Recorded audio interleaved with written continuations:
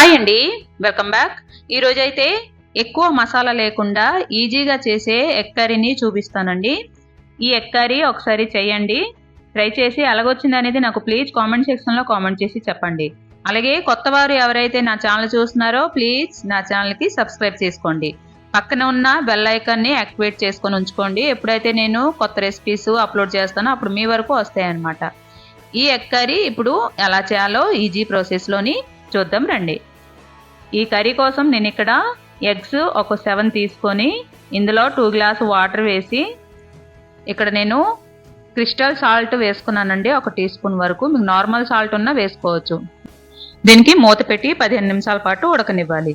ఇప్పుడు mixie జార్లోని 2 medium size టమాటాలను వేసుకొని ఫైన్ ప్యూరీగా బ్లెండ్ చేసుకొని పక్కన పెట్టుకోవాలి. ఇప్పుడు ఎగ్స్ అయితే ఉడికిందో లేదో చూద్దాం. చూడండి, ఎగ్స్ అయితే ఉడికిపోయింది. ఈ ఎగ్స్ అన్ని కూడా నార్మల్ కోల్డ్ వాటర్లోనే వేసుకొని దీని మీద ఉన్న సెల్స్ అన్ని కూడా రిమూవ్ చేసుకోవాలి. ఈ విధంగా తొక్కలన్నీ రిమూవ్ చేసుకొని ఒక ప్లేట్లోని ట్రాన్స్ఫర్ చేసుకొని పెట్టుకోవాలి. ఈ ఎగ్స్ అన్నిటికి కూడా 4 వైపులు ఈ విధంగా సైడ్స్ అన్ని కూడా కట్ చేసుకోవాలి. మరి లోతుగా కట్ చేయొద్దండి, వీడియోలో చూపించిన విధంగా కట్ చేసుకొని పెట్టుకోండి. ఇప్పుడు ప్యాన్లోని 3 టేబుల్ స్పూన్ ఆయిల్ వేసుకొని ఆయిల్ వేడాక ఇందులో 1/2 teaspoon salt, 1/2 teaspoon కారం, 1/2 టీ స్పూన్ పసుపును వేసి ఒకసారి కలుపుకొని ముందుగా కట్ చేసుకొని బాయిల్ చేసుకుని పెట్టుకున్న ఎగ్స్ని ఇందులో వేసుకొని ఒక 5 నిమిషాల పాటు బాగా ఫ్రై చేసుకోవాలి. ఫ్రై చేసిన తర్వాత ఒక ప్లేట్లోనే ట్రాన్స్ఫర్ చేసి పక్కన పెట్టుకోవాలి. ఇప్పుడు ఇందులో ఈ ఆయిల్లోనే 1 టీ స్పూన్ జీలకర్ర, 3 లవంగాలు, 1 ఇలాచీ, అలాగే చిన్న ముక్క దాల్చిన చెక్క వేసుకొని ఇందులో 2 ఉల్లిపాయలని సన్నంగా తరుక్కొని వేసుకోవాలి. అలాగే 3 పచ్చిమిరపకాయలు సన్నంగా తరుక్కొని వేసుకోవాలి. ఇవి కాస్త ఫ్రై అవ్వడానికి ఒక 1/2 టీ స్పూన్ సాల్ట్ని వేసి ఒక 3 నిమిషాల పాటు బాగా ఫ్రై చేసుకోవాలి. ఇప్పుడు ఇందులోనే అల్లం వెల్లుల్లి పేస్ట్ 1.5 టీ స్పూన్ వేసుకొని ఇది కాస్త అంటే ఒక 3 నిమిషాల పాటు బాగా ఫ్రై చేసుకోవాలి.